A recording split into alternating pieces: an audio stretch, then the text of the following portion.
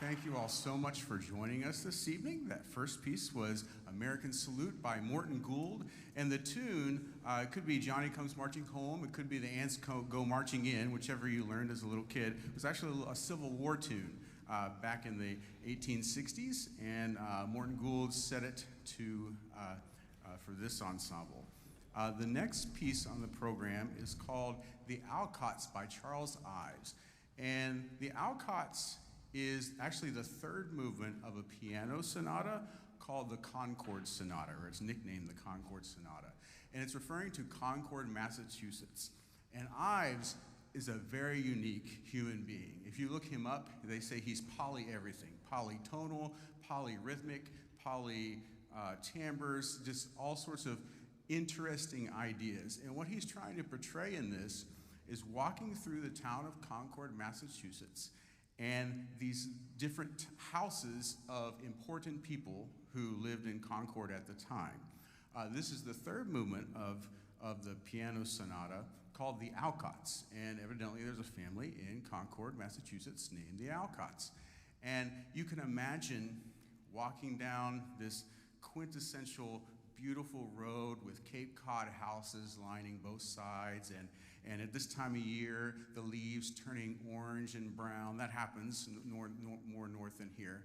And as Charles walks by the Alcott's house, he can hear little Beth Alcott practicing her piano. And in those days, you had orchestral transcriptions for the piano. And in this case, she's playing Beethoven 5, so the Fifth Sonata, or excuse me, the Fifth Symphony, da-da-da-da, da-da-da-da, over and over again. And you hear this little child playing this sonata. So sometimes it's very lyrical. Sometimes she gets angry and a little aggressive and as elegant as a 8-year-old child could be. Sometimes she hits some wrong notes. Sometimes the left hand isn't quite with the right hand. So this is the American dream of the 1920s, walking down through Concord, Massachusetts, past the Alcott's house in only a way that Charles Ives can portray.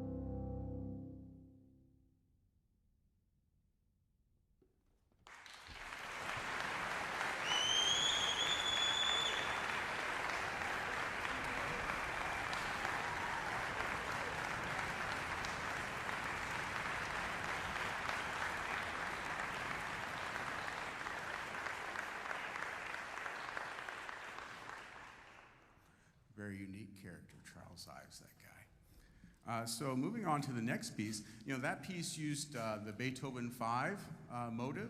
The next one also uses a Beethoven symphony motive from his Ninth Symphony, commonly known as Ode to Joy. If you're in beginning band at any point, I think it's number 26 in the Essential Elements 2000 book. You've probably played it many a times. It's not just that tune, it's incorporated into this piece by Timothy Mahr. And Timothy Mahr famously conducted the St. Olaf Band for many years, for most of his career in Minnesota. And to conduct this piece, we have one of our wonderful graduate students who study in conducting, working on his master's degree, and is doing a wonderful job with this piece. Please help me welcome to the stage Mr. Daniel Heredia.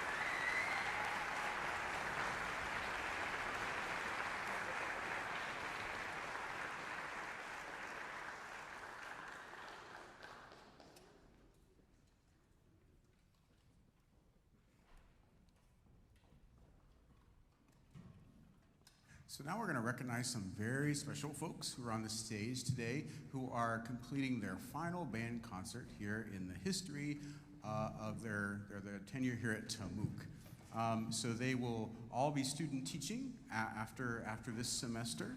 So if you would, once I call your name, go ahead and stand up. First we have in the back, Damon De La Cruz, who will be student teaching.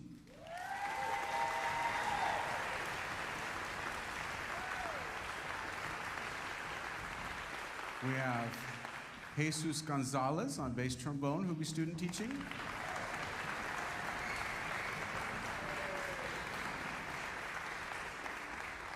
On tenor trombone, we have Armando Castillo Trevino, who will be student teaching.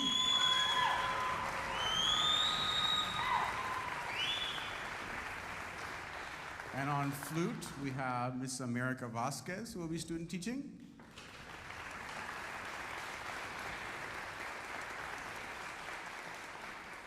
And Miss Sarah Simpson, who will be student teaching on piccolo.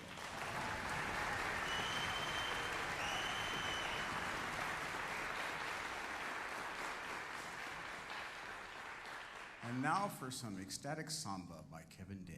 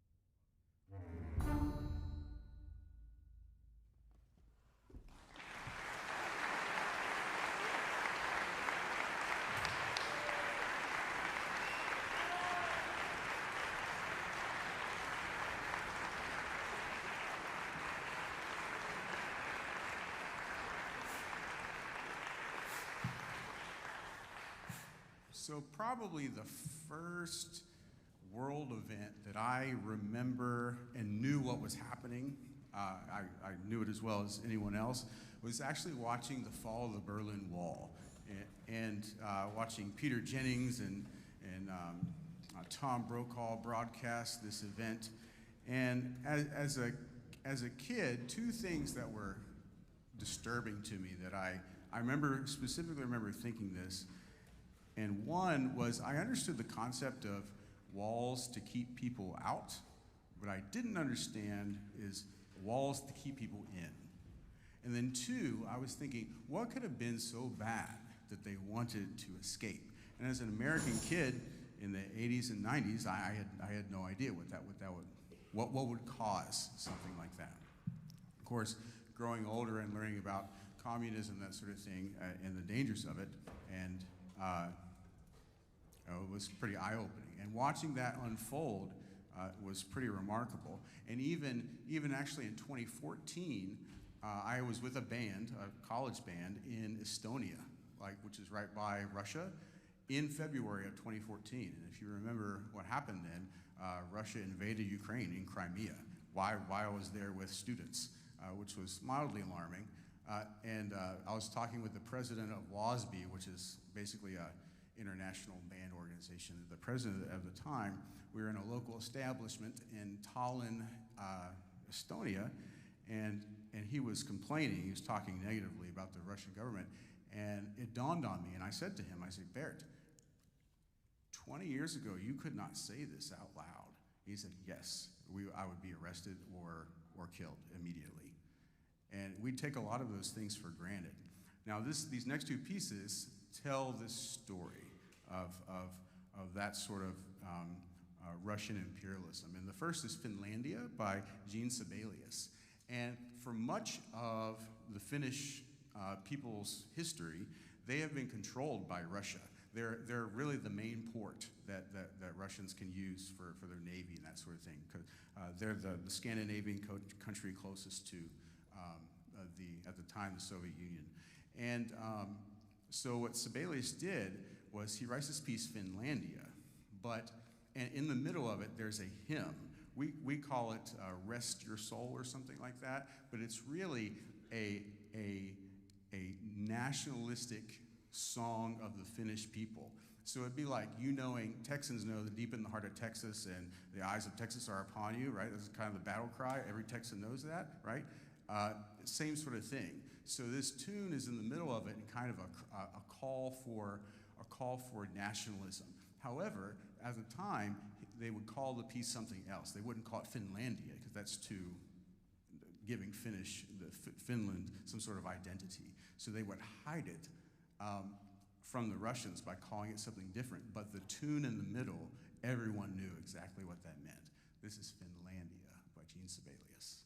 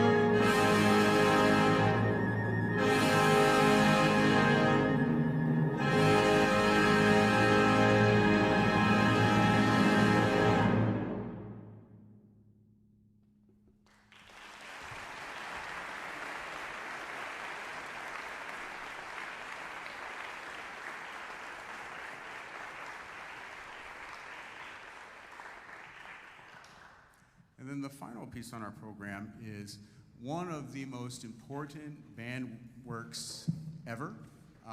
This was written at right around the top of Karel Husa's abilities. He won the Pulitzer Prize in 1969 for a string quartet, and he wrote this piece the year prior. So the piece is about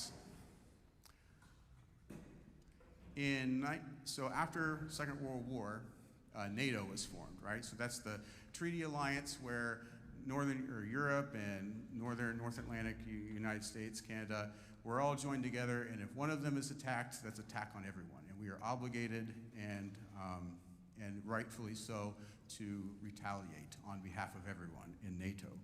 Well, Russia, knowing that their ideals are very different than those of the West, created what's called the Warsaw Pact, which was a buffer of countries between Russia and NATO countries. And honestly, that's still happening right now, right? That's the public reasoning for invading Ukraine. Ukraine is wanting to join NATO, which would put a NATO country right next to Ukraine. So this is still happening. And anyway, so the Eastern Bloc, which are those buffer countries, one of those countries is the Czech Republic, or Czechoslovakia at the time. And Karel Husa is from Czechoslovakia. He was teaching at Ithaca College for most of his career, and was certainly at that time.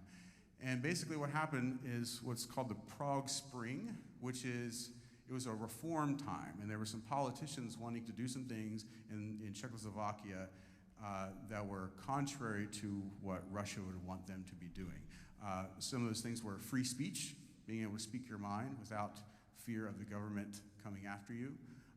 Freedom of the press, making sure the press can say whatever they want without freedom or without fear of government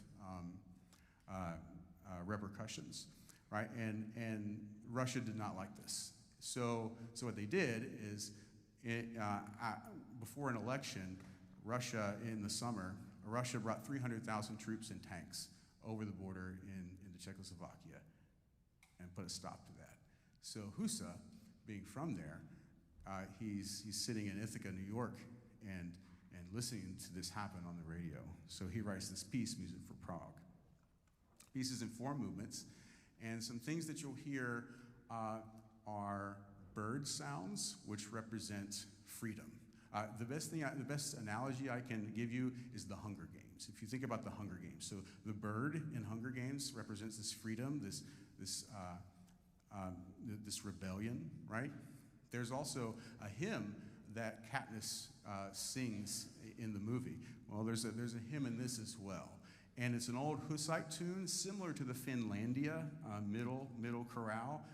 And, you know, the Eyes of Texas Are Upon You.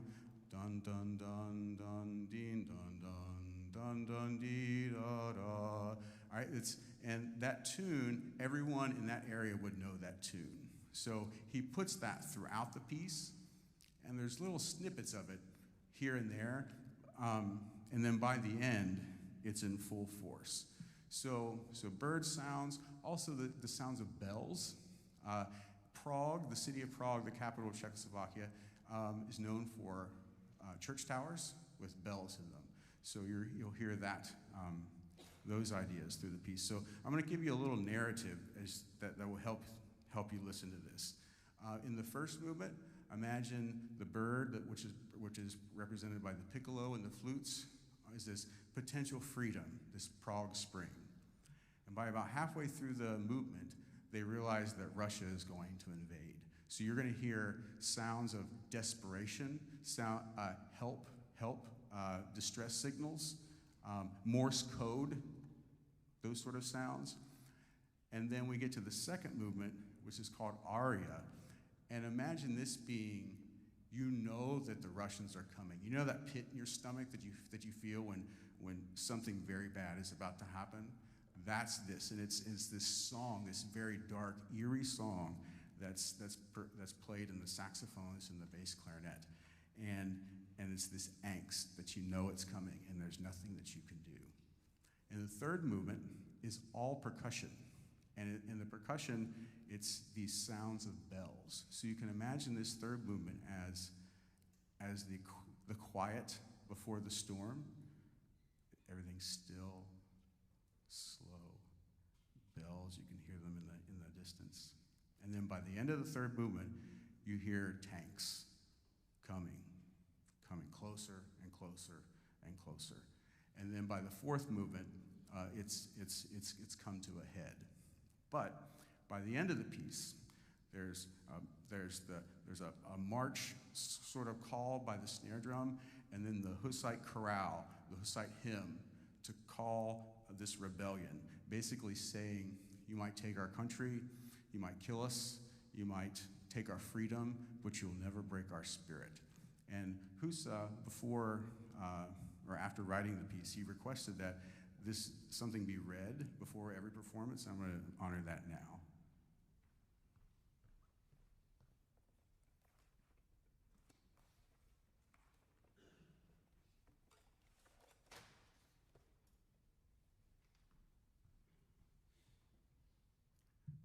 Three main ideas bind the composition together. The first and most important is an old Hussite war song from the 15th century, Ye Warriors of God and His Law, a symbol of resistance and hope for hundreds of years, whenever fate lay heavy on the Czech nation. It has been utilized by many Czech composers, including Smetana in My Country.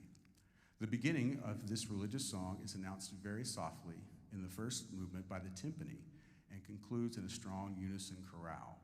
The song is never used in its entirety. The second idea is the sound of bells throughout. Prague, named also the city of hundreds of towers, has used it magnificently sounding church bells as calls of distress as well as of victory. The last idea is a motif of three chords just appearing very softly under the piccolo solo at the beginning of the piece, and flutes, clarinets, and horns. Later, it reappears at an extremely strong dynamic levels, for example, in the middle of the aria. Different techniques of composition, as well as orchestrating, have been used in Music for Prague 1968, and some new sounds explored, such as the percussion section in the interlude, the ending of the work, and etc. Much symbolism also appears, in addition to the distress calls in the first movement, the unbroken hope of the Hussite song, Sound of Bells, or the tragedy in the aria. There is also the bird call at the beginning, which is the piccolo solo, a symbol of the liberty which the city of Prague has seen only for moments during its thousands of years of existence.